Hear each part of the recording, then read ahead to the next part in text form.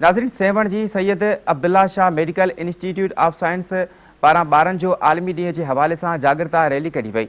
इन हवाले सां रिपोर्ट करे रहियो आहे सेवण मां धरती टीवी जो रिपोर्टर रियाज़ जमाली।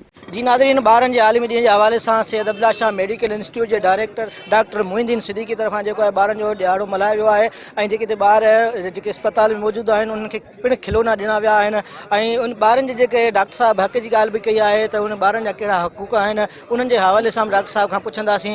डॉक्टर साहिब असां हींअर मौजूदु आहियां, अचो तुम सां ॻाल्हि ॿोल कयूं। अॼु ॿारनि जे हक़नि जे हवाले सां आलमी ॾींहुं मल्हायो पियो वञे।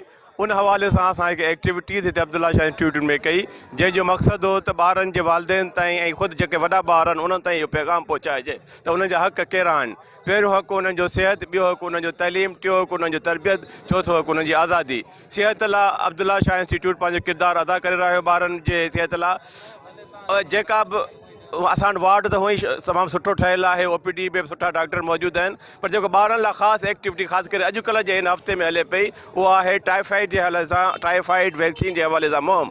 पर सॼी दुनिया में हिन वैक्सीन जो को रिएक्शन कोन्हे को, उन करे वालिदैन पंहिंजी तसली कनि, उस्ताद पंहिंजी तसली कनि त हिन वैक्सीन जो को साइड इफेक्ट कोन्हे को।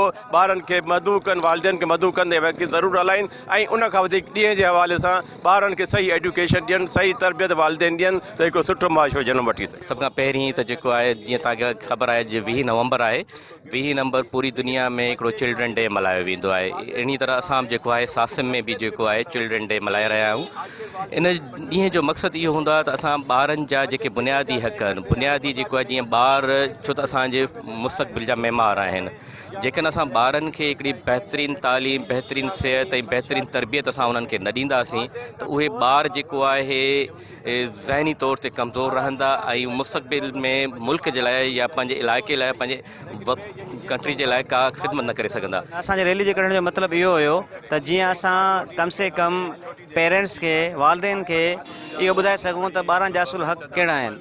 सिर्फ़ु ॿारनि खे मानी खाइण सां कमु पूरो न थींदो आहे, ॿारनि जे लाइ हर शइ ॿारनि खे ॾियणी आहे, असांखे ॿारनि खे आज़ादी ॾियणी आहे। त इन लिहाज़ खां असांजी रैली जो मतिलबु कढण जो मतिलबु इहो हुयो त असां ॿारनि खे सम्झाए सघूं ऐं वालिदैन खे सम्झाए सघूं त ॿारनि जा असुल हक़ कहिड़ा आहिनि। आज के दिन के हवाले से मैं ये कहूँगा, आज जो है बच्चों के हुकूक का देना है। बच्चे को घर से अच्छी तरबियत मिलना ये बहुत ज़्यादा इम्पॉर्टेंट फैक्टर है।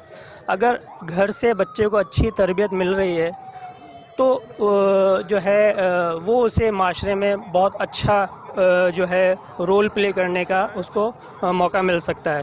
नाज़रीन, डॉक्टर साहब ॻाल्हियूं ॿुधो न, उन्हनि जो चवणु आहे त जेके मासूम ॿार आहिनि जेके उहे असांजो मुस्तक़बिल आहिनि, असांजो फ्यूचर आहिनि। अॼु जेको ॿारनि जो आलिमी ॾियारे जे हवाले सां हिननि हिकिड़ो मैसेज ॾिनो आहे त जेके बि वालिदैन आहिनि उन पंहिंजे ॿारनि जो ख़ासि रखनि। ज़रूरी न आहे त ॿार ॼणण खां वॾी ॻाल्हि कोन्हे, पर ॿार जो देखभाल करणु अहम हूंदो आहे। ऐं उस्तादनि ते बि इहो फ़र्ज़ु आहे त जेके ॿार स्कूल में अचनि था उन्हनि जी केयर कनि, उन्हनि जी सफ़ाई सुथराई जो ख़्यालु रखनि।